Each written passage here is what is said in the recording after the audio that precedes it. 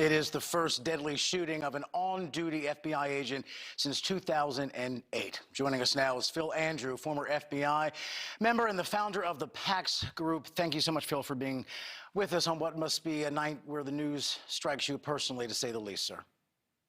Ron, this is a tough night for the entire FBI family and certainly for the families of those lost agents. Talk a little bit about the inherent danger of serving a federal search warrant.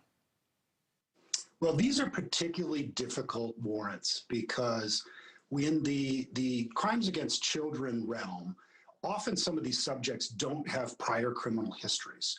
They haven't done other criminal crimes that are either federal or state or local, but they've been under investigation, and these investigations have originated online. So, it's hard really to predict a lot of behavior there. And that is one of the things that makes it really difficult. When these agents go to the door, and my understanding in this case, that this was a knock and announce warrant, that they've identified themselves and they've then given this perpetrator the opportunity to strike.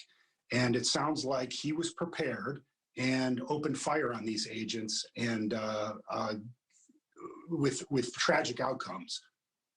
And is there anything, considering that you never know, law enforcement never knows exactly what they're going to encounter, whether the person will be violent or not, cooperative or not, is there anything at all that can be done to improve the process in terms of agents or officers' safety going in during a moment like the one we saw this morning?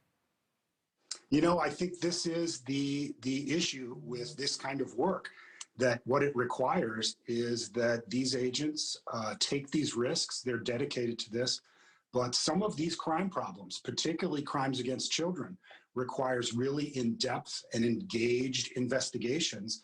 And there is nothing that really can mitigate once you step up to that door and you are executing that warrant that can mitigate that. So they have put themselves in harm's way for the nation to protect children.